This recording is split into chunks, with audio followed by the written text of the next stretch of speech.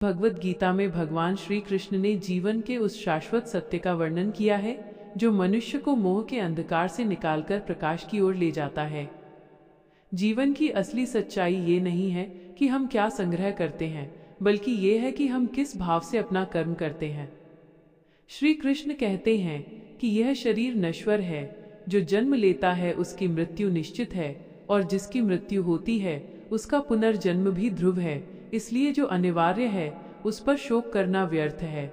आत्मा अमर है, इसे न शस्त्र काट सकते हैं, न अग्नि जला सकती है, न जल भिगो सकता है और न वायु सुखा सकती है। यही मनुष्य के अस्तित्व का सबसे बड़ा सत्य है। असली सच्चाई ये है कि हम इस संसार में खाली हाथ आए थे और खाली हाथ ही जाएंगे। जो आज तुम्हारा है कल किसी और का था और परसों किसी और का होगा। परिवर्तन ही संसार का नियम है, और जो इस नियम को स्वीकार कर लेता है वही शांत रह पाता है। मनुष्य अक्सर उन चीजों में खुशी ढूंढता है जो बाहरी हैं, जबकि वास्तविक आनंद केवल अंतरात्मा के भीतर स्थित है। श्री कृष्ण अर्जुन से कहते हैं कि हे कुंती पुत्र, तू केवल कर्म का अधिकारी है, उसके फलों का कभी नहीं। इसलिए फल की इच्छा त्याग कर अपना कर्तव्य कर। जब हम फल की चिंता छोड़कर वर्तमान क्षण में पूरी निष्ठा से कार्य करते हैं तो वही कर्म योग बन जाता है। जीवन की सच्चाई संघर्ष में है, पलायन में नहीं, क्योंकि युद्ध के मैदान से भागना समाधान नहीं, बल्कि धर्म के लिए लड़ना ही वीरता है। भगवान बताते हैं कि मन ही मनुष्य का सबसे बड़ा मित्र है और मन ही सबसे बड़ा शत्रु। जिसने मन को जीत लिया उसके लिए वह मित्र है, और जो मन के अधीन है उसके लिए वह विनाशकारी है।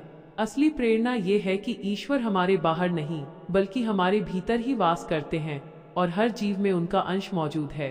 क्रोध से भ्रम पैदा होता है, भ्रम से बुद्धि व्यग्र होती है, और जब बुद्धि व्यग्र होती है तो तर्क नष्ट हो जाता है, जिससे मनुष्य का पतन होता है। इसलिए शांत रहकर विवेक का साथ देना ही जीवन जीने की सच्ची कला है। जीवन का अर्थ केवल सांस लेना नहीं है, बल्कि परोपकार और प्रेम के माध्यम से दूसरों के हृदय में जीवित रहना है। विश्वास और श्रद्धा में वो शक्ति है जो असंभव को भी संभव बना देती है, बशर्ते वो निष्काम भाव से हो।